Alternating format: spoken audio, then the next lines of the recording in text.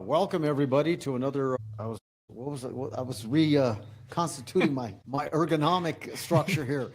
Well, welcome to another. My ego exploded. It did, just in front of God and everybody. Welcome to another iteration of Inside Reality with me, Jeffrey Candelaria, and my partner, Jimmy Tran, and the inceptor of the show and producer of the show, Jimmy Tran. Please share, like, comment, but we hope to invoke thought provocation with the show. And today we are going to talk about the construct of assimilation. We've all heard about, the American melting pot and all that nonsense, which is ridiculous to me, and how that construct is, in my view, dead.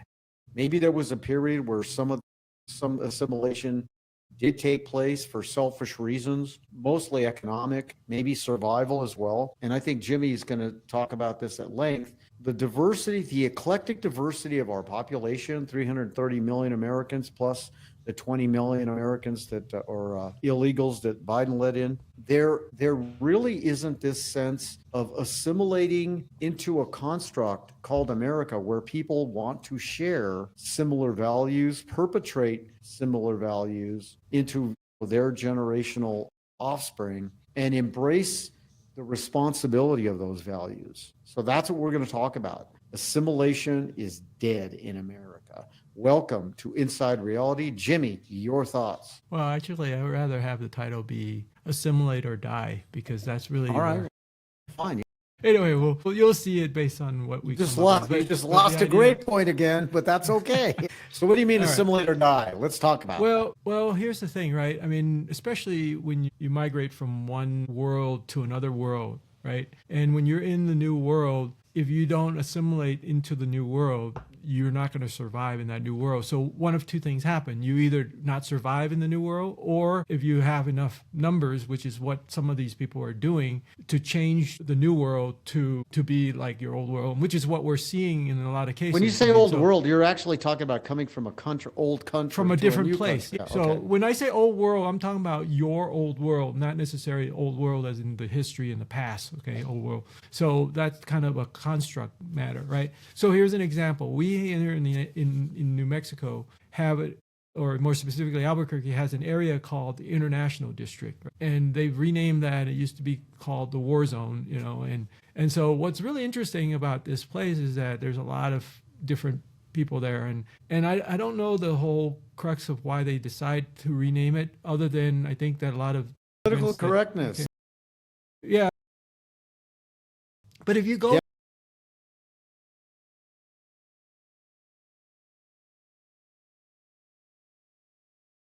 a lot of people that immigrate or move to New Mexico from outside, they resettle in that area. So that's part of it, I think, because there's a lot of different ethnic groups that are and also relatively speaking, the housing is not as expensive there. Well, yeah, but renting an apartment, it's not expensive. But so cost is one factor, but also the crime and you go to that area, you can see is very different than if you go to another area that's very affluent. Prostitution, drugs, gang activity, all of that is right there, and it's on the southeast quadrant of Albuquerque Metro. For southeast of the state fairgrounds. Yeah. Let's talk about the communists got elected in New York. Okay, this is really a very important tipping point for, I think, future elections, the Democratic Party. And I was reading a statistic about the actual demographics that voted for the guy in New York, right? And a large percentage of I think it was 1 million people that voted for him in New York. Keep in mind, New York Metro is 8 million people, but about 1 million people voted for the communist. I'm not going to mention his name, mayor, because I think he's disgusting. But he got 1 million votes. Almost 20% or more of that million, I think it was actually a larger percentage, were Americans that were here, that have been here 5 years or less. Yeah. So he's been here 5 years. I mean, he's been here about 5 years. But what I'm getting at is what some of the sociological political scientists have extrapolated from that is people here for 5 years or less have a proclivity, a predilection to want to bring down America's hegemony, the power structure that's America, because they come from countries that have been either oppressed or they're socialistic. So they don't know anything else than that. So it's really interesting, to your point, that a lot of the new Americans are not only not assimilating into American values, but want to actually disassemble the hegemony, the American power structure. They actually want to see it fail. Well, and I think that's quite interesting. Well, that raises an interesting question, and that is that, you know, I mean, because I think that you can become a citizen in the United States like in 5 years. I mean, which was really bizarre when I discovered that you can do that in such a short period of time. Right. Where, I mean, because remember, so the whole issue of voting is a big deal. I mean, if you have a bunch of idiots voting, you're going to have an idiot result. You're going to have a communist mayor of New York City. When you have people that are uneducated, well, they might be smart, but they're uneducated. So they're not idiots, but they're uneducated. They're going to vote as an uneducated person. So the point I'm trying to make is that who gets to vote and why and how you vote really does factor into the whole equation. So with the democratic system pushing for everybody gets a vote and everybody should vote, now that raises another interesting question, which is, like, for instance, let's say somebody that, you know, in an asylum, you know, a crazy person, a real crazy person, right? Clinically diagnosed crazy person. Does that person get to vote? I mean, like Hannibal Lecter, you know, I mean, does that... Well, according to the many progressive Democrats, yeah, that person should have the right to vote. Yeah. Just like the communist liberal wing of the Democratic Party has really, in a sense, commandeered the party.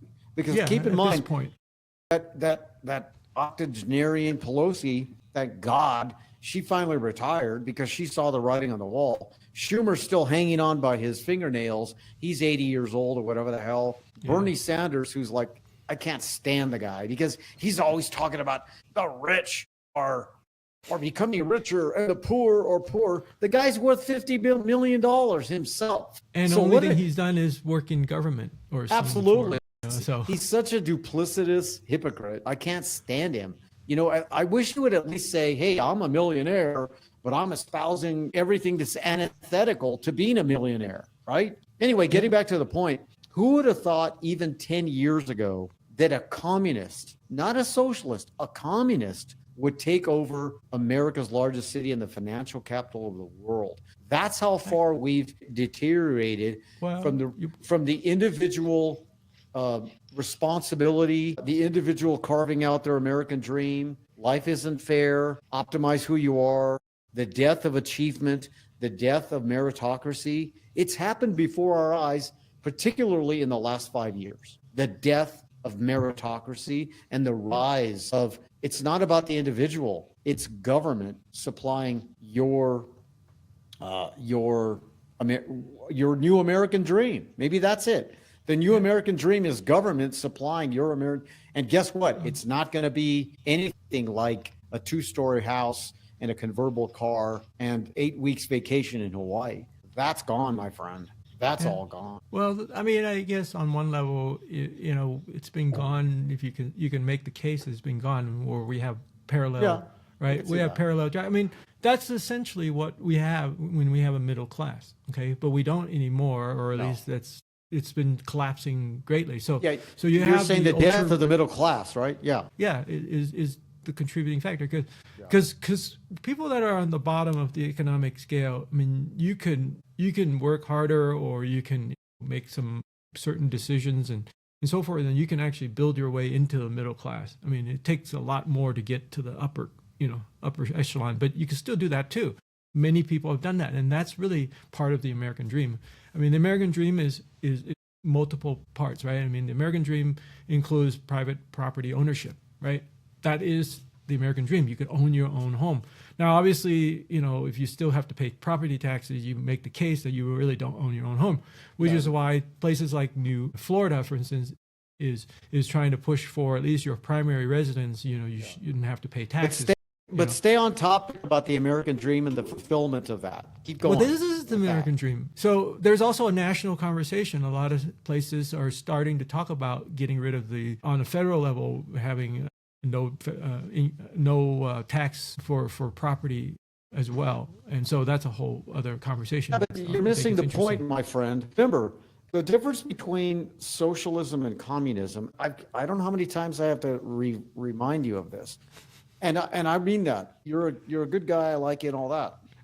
And you're more learned than 98% of the population. But here's the problem. I would argue that more than, what are there, 330 million Americans and then the other 20 million illegals, right? I would argue that 85% of that population, I'm talking about 320 million or so Americans, could not tell you the difference between free enterprise capitalism, socialism, and communism. So let me remind everybody what the difference is. Under the capitalistic system, government does not control food supply. There is no redistribution of wealth, and people can own property, okay? The difference is that to fulfill the American dream, it's a nightmare to become the fulfillment of the American dream because it's called hard work. All right, number two, under a socialistic model, you have more centralized government, but people can still own certain aspects of private property. But there is now the redistribution of wealth. When people pay taxes to the centralized government determines how they're going to redistribute your wealth. So you're destroying the middle class, essentially, right? Now, here's communism. It's the extreme of socialism. Now you have absolute centralized government, and they control something that wasn't controlled under socialism. They control food supply. And there is no longer any private property. That's where we're at in New York City. Again, to your point. Not entirely that. I mean, well, no, but that's what he wants. We're headed. Yeah, that's where they're headed. That's what he wants. Yeah, that's what he espoused. And that's what people voted on. Yeah. Here's why. And you made a really good point. So you're up to an A- again, Jimmy. When you don't have a middle class and you have a dichotomy between upper middle class, let's say, and wealthy, are you with me so far? Yeah. And working poor and actual poverty. When you have working poor and poverty, socialism begins to look pretty good. Yeah. And communism even looks better because now I'm going to get food provided to me. That's why most Americans don't get the desperation of the oppressed economic populations in America today. I'm not saying that it's right. Just because this is called Inside Reality, we both agree it can look fairly attractive. Yeah. Well, it's also from familiar. their perspective. Yeah. Yeah, really. Well, good point. There's a certain level of familiar. Yeah, not just from where the old world, that's the model that they came from. Because, I mean, we do know, like, for instance, I mean, like in Florida, right? South Florida, okay? Large Cuban population. They dislike communism. Yeah. I mean, they're one of the most vocal groups, group that is anti-communism because they've lived through it, with Cuba. And so a lot of people that came from China, same thing. The ones that left the communist system there, Russians, same thing when they were Soviet Union and various places, which is very interesting because all these people from that world, if you will, that are living through this time today, it was very interesting. And they're like, I don't know what's happening. We left that old world. We came here, and a lot of them are successful, in terms of family and career and right. business. And then they're like, why is the American wanting to go that direction? So they're baffled by it as well. And you make an excellent point. You're up to an A now. I'll give you that. Why these dumb Republicans and the white elitists and middle class and upper middle class America and the wealthy beyond that? Why are they so baffled, to your word, and confounded about why a communist is elected into the biggest city, financial center of the world, New York City? Because you made a great point. Look at all the homeless people. Look at all the oppressed people on the streets. Look at all the chaos in the streets. All those people are desperate. And when you're desperate and you have nothing, you're homeless, socialism and communism looks pretty absolutely. good. Yeah. But what's confounding to me is how the Republicans don't get it. How the stupid Hannitys, the Laura Ingrams, the Tucker Carlsons, the Greg Gutfelds, they don't get that communism can look pretty good because they themselves are elite. Yeah. And they don't And- see it from the perspective of a homeless hobo in San Francisco, Portland, Los Angeles, Chicago, Detroit, whatever. Again, I'm not saying any of this is good. I'm just saying because it's inside reality, and I think you agree, millions and millions and millions and millions and millions of Americans. I don't know if it's 50 million, 80 million, 200 million, but it's a lot of America that's desperate, economically oppressed, maybe by their own hand. Yeah. Maybe by their own, lack of responsibility, but still it exists inside reality says, and communism looks good from their perspective. And taking that even one step further and that is the young people, right? Because the young people are looking, and that's why young people are so much gravitating towards this as well, is because of the same reason. They don't see any future for themselves. And so because they don't see any future, this again becomes more attractive, because they've already seen either their parents being laid off or they because a lot of young people, especially the younger ones that are now in their late teens, and because their parents are now in their 30s and their 40s, and those are the millennials they can't get a job.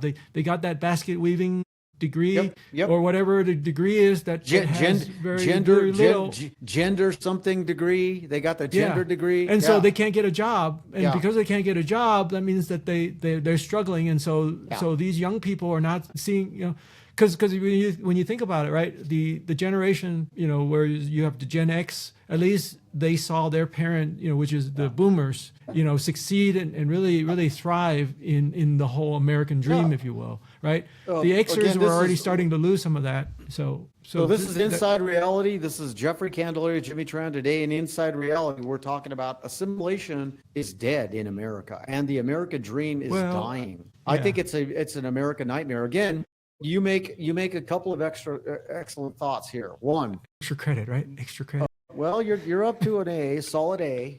You're not me yet, but you're close.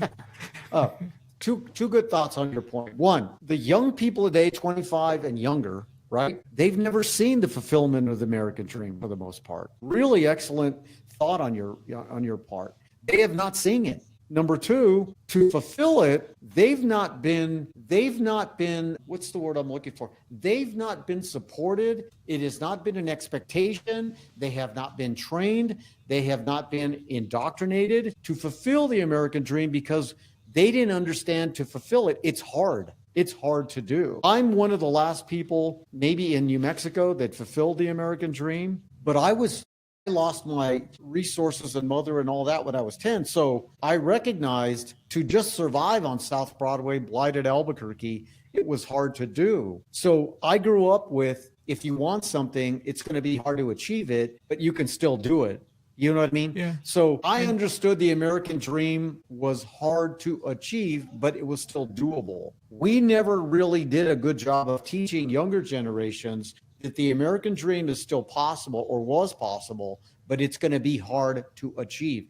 The word hard, the construct, to sacrifice, to be disciplined, to assiduously pursue the dream. We didn't really do a good job of talking about that. Yeah. So the expectation died as well. So that's why, in my view, we're doomed and we're going to end up being a socialist or a communist country in 10, 20 years. That's the direction we're headed. And certainly, as I said before, good times bring, weak men, and then weak men, make hard time, and hard time makes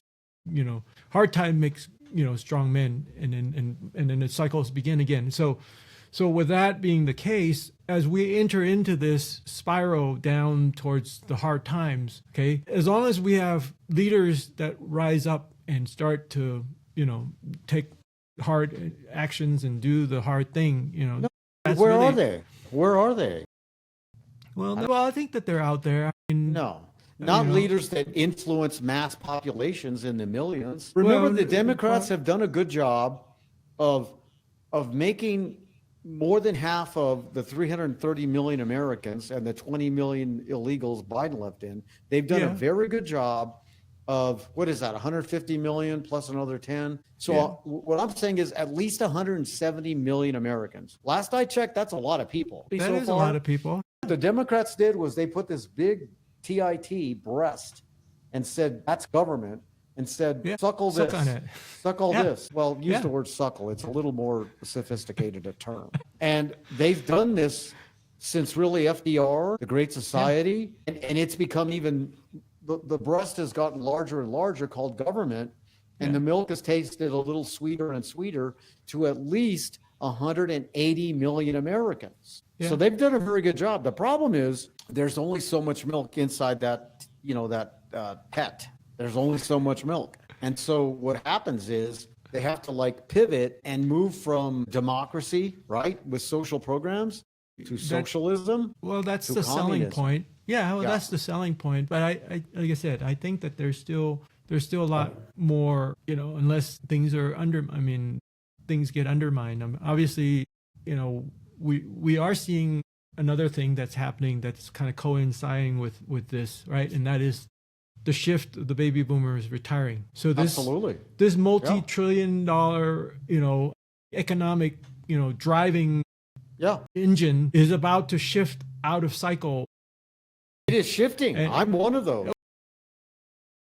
Well, it's been shifting, but we were the last to basically embrace and personify the American dream. Correct. And with us, and I'm not saying we're all that, because we did a lot to, destroy the environment, and we did a lot to exploit and oppress people and all that. But the rocket, we built the rocket, went to the moon, all that. But we're retiring, we're dying. And with it also the construct of the assimilation, we would demand that people came here and assimilate into the American dream. Because you're forced because we're retiring and we're dying, the American dream is dead. That's what we're talking about today. The American dream is dead or dying, and assimilation is dead or dying on Inside Reality. We're with you every week. I'm Jeffrey Candelaria. This is Jimmy Tran. Please like, share, comment on the show. And also subscribe. Hit the subscribe button because in order for the way that the algorithm works, if you subscribe, if you like and follow, it really adds to it and it helps us to really get this word out. We want you to be on the Inside Reality TET joke. All right, keep going. So let's unravel this whole assimilation thing, because I think it's important that people understand what assimilation is and isn't, for instance. Okay. Right. So I think it's not an all or nothing. I think that it is important that we, there's a certain cultural aspects of, the way that I like to think about it is like, growing up in an immigrant family, right? I mean, that first generation immigration, you've got this bridge, that transition between the old world and the new world, right? And so I remember my parents used to say, don't get too sucked into their world, right? Because we don't want you to lose the values that we have, right? And so that's always a big kind of challenge as well. And I think that that's important to know that you don't necessarily have to give up all of that. You don't have to give up language and all that entirely. I mean, yes, you do have to learn English. I mean, that's really part of assimilation. You got to learn the culture and the a lot of that stuff as well, right? I mean, the food stuff, again, same thing. You don't have to be eating burgers and French fries and stuff like that. That's not necessarily. I mean, that's part of assimilation, but not entirely. And I think that that's important. That sometimes, people overlook. When they think, oh, assimilation means that you have to kind of just forego everything that is. What's important. I mean, to me, one of the things that I learned the most is that you pick out and you pick the best from both sides. That's really the beauty of this process, right? With assimilation, you get to choose what was a value that you bring over, and you live those values. And really what's interesting too is that the way that the United States is structured, there's also a reverse assimilation, meaning that those cultural norms and things that are good that are brought over, right, gets reassimilated back into the local community and society as well. So we do have that. That's very different than other places, because other places is dominant. If you go to other countries, it's dominant from an ethnic standpoint. And it's hard because when it's an ethnic standpoint, those values don't always, realign well, right? But when you take other things, like for instance, here's an example, family, right? I mean, certain cultures, has a certain priority for family. Another example is like education, right? Those are important, education, right? So we talked about this before. Asian culture prioritizes education, and so that value becomes part of it, and because of that, it pushes the educational system here in the United States to try to rise up to it, because again, we've seen that happen, right? So maybe not to the same degree when they're not allowing for the merit part of education to be the driver. Are you following? Yes, I'm not only am I following, I'm critiquing and taking notes simultaneously. Okay. All right. So here's how I see it. When I was growing up, and I'm Hispanic, I'm not a Mexican, I'm not Puerto Rican, I'm not Cuban, I'm predominantly European Spanish with a little bit of Basque and a little bit of Apache and so on. Anyway, Yeah. when we were growing up, we were taught to assimilate into white America. What that meant to us in little Albuquerque, New Mexico, is at least these 6 or 7 criteria. You with me? 1, learn English. Get an education. 3, try to own property. 4, get a job and contribute. Pay taxes. With me so far? 5, respect the rule of law. 6, learn to innovate and be resourceful. 7, have children. And 8, and this is a little esoteric. It's a little nebulous, but it was there. Learn to respect white dominant society. Those were like the 8 or 9 things that we were taught. That's what it meant to assimilate. And I did all of it. I learned English, I own property, I have a very good education overall. I have individual responsibility, I respect the rule of law. I got a job and was productive and paid taxes. I learned how to be resourceful and innovative. I did not have children, so sorry. I don't particularly like kids, but I ended up assimilating. Not only did I respect white dominant society, because I don't believe in white supremacy overall, but I do think we live in a white dominant society. Not only did I respect it, I married into it, I perpetuate it, and I like what white dominant society created. So you can call me duplicitous and being a hypocrite, but I personified and I lived those 9 different constructs that we thought were assimilating into the American value system. Your thoughts? I mean, I think that if that worked for you, I think that's fine. I don't think that I'm not saying it worked. It did work for me. I guess I'll use that nomenclature, but it was like either do that or be outcast. Not necessarily. That's why I was saying is that I don't think that. Oh yeah. I mean, for you, maybe, yeah. For you, well, you grew up in a different, circumstance. Right. I mean, your family history. You've been here for generations in terms of your family, hundreds of years. 50 years. So, yeah. So years. very different than my family that came, to the United States, in the early 80s. But I want you to talk about those 8 or 9 points I made. Are there any similarities there, like learn English, try to own property, get an education, individual responsibility, respect the rule of law, get a job, produce and pay taxes, learn to be resourceful and innovate, have children. And the last one, which is very nebulous but very controversial, but it exists for me, is learn to respect white dominant society.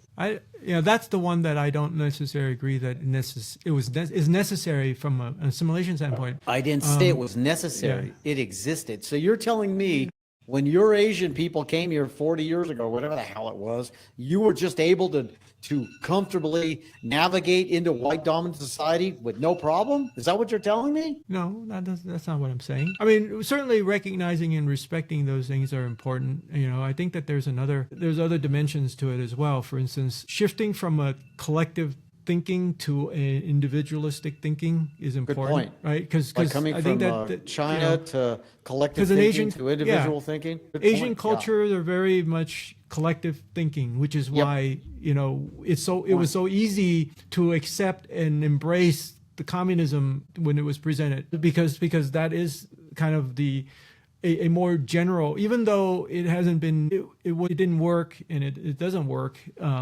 It works fine in small groupings, right? Because when you have a culture and a society that value, because that's what the family structure is. The family structure is collectivist. Okay. Yeah.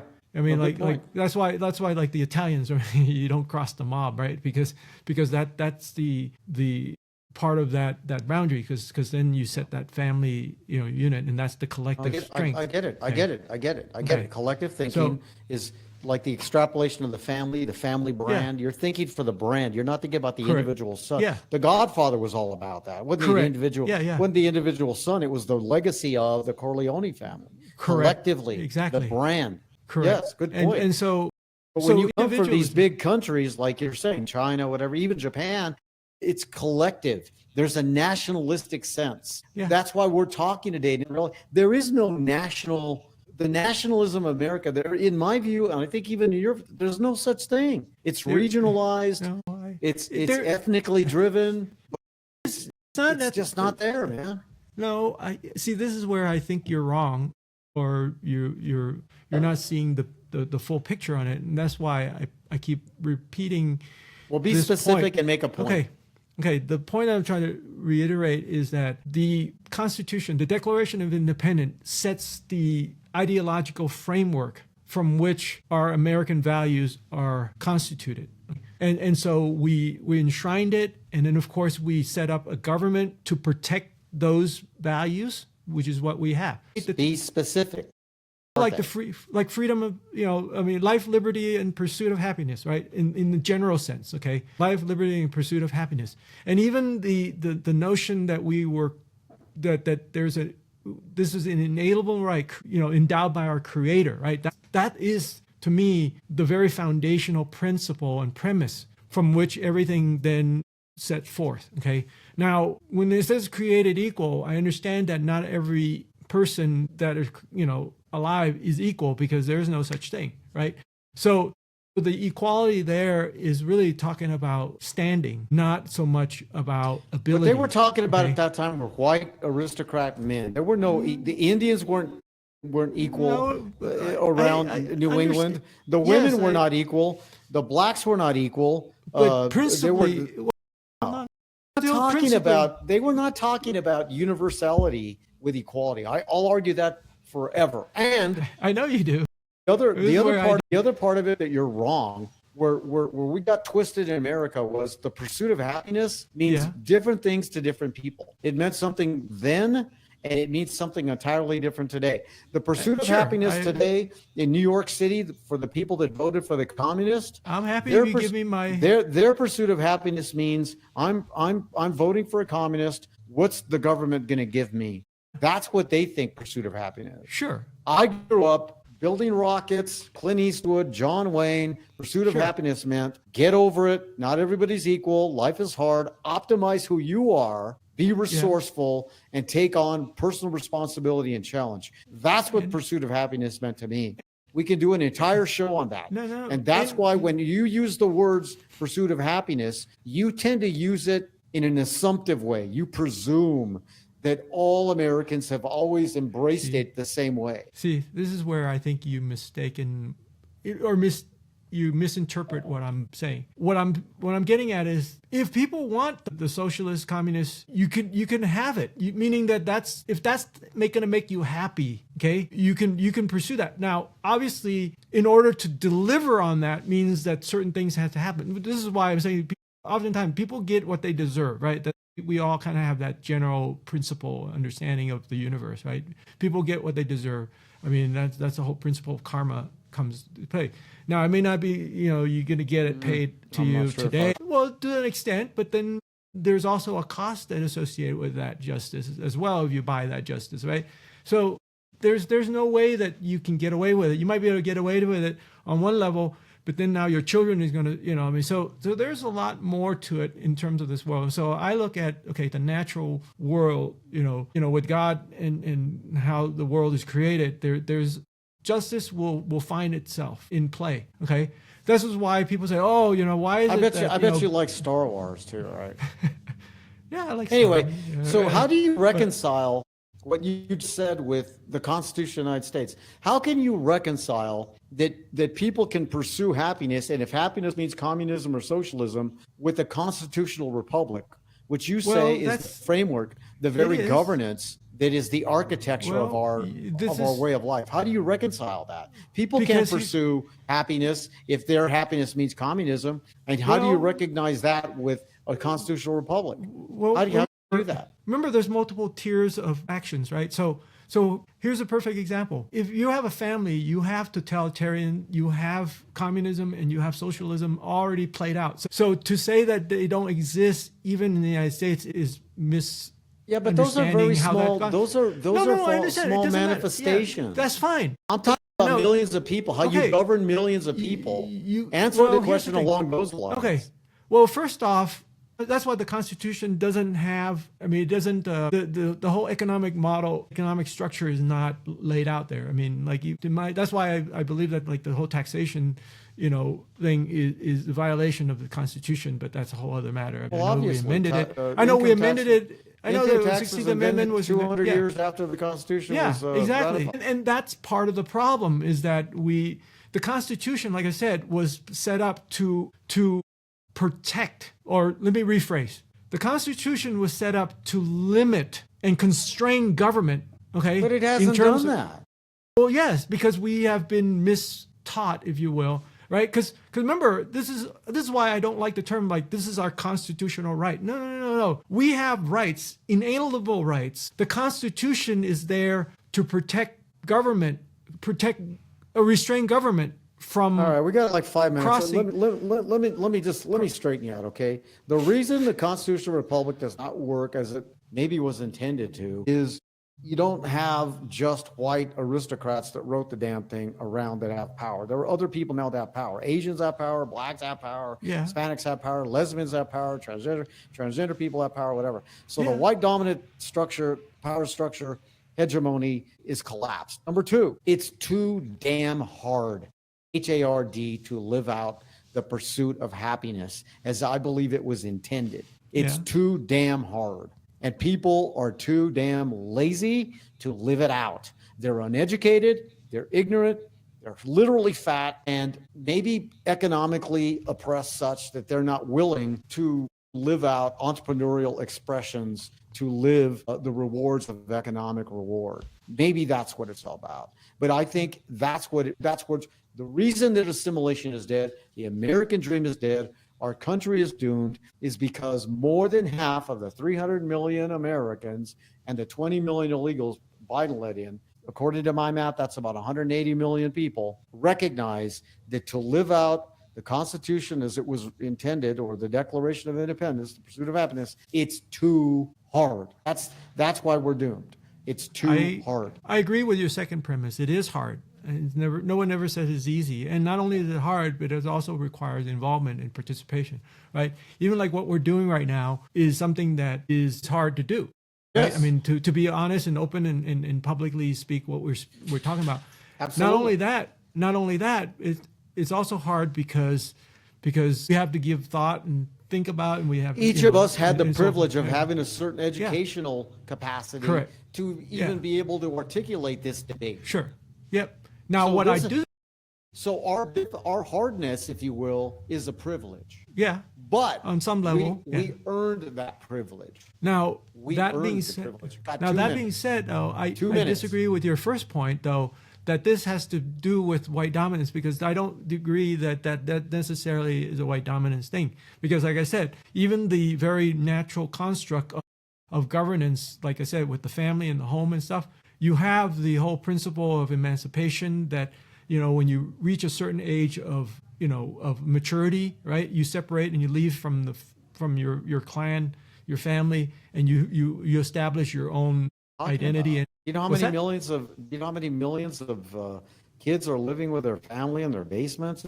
Oh, I know, but that's a whole. Yeah, but I'm not saying that's a consequence of economics. And so you're telling me we got 1 minute. You're telling me that more than white. Are you saying that 200 million and more Americans teach the construct of when you're 18, get out and get a job? Are you really? You believe that? That's naive, man. That's naive. Well, I don't believe that we teach that in America anymore. There are swaths of millions of population, of millions of people within population segments of America that teach that. But overall, we don't teach that. When's the last time I heard a message that says, when you're 18, get a job, produce, own individual responsibility, make a contribution? Well, you're in a different circle than mine. I mean, the circle that I Well, you're in the world. mean, I don't know what the hell put myself circle you're in, around. but today it's Inside Reality, and we have argued, at least most preponderantly, I think, that the American dream is dead or dying. Assimilation is dead or dying. Thank you very much. Concluding Well, thoughts, Jimmy. You got 20 seconds.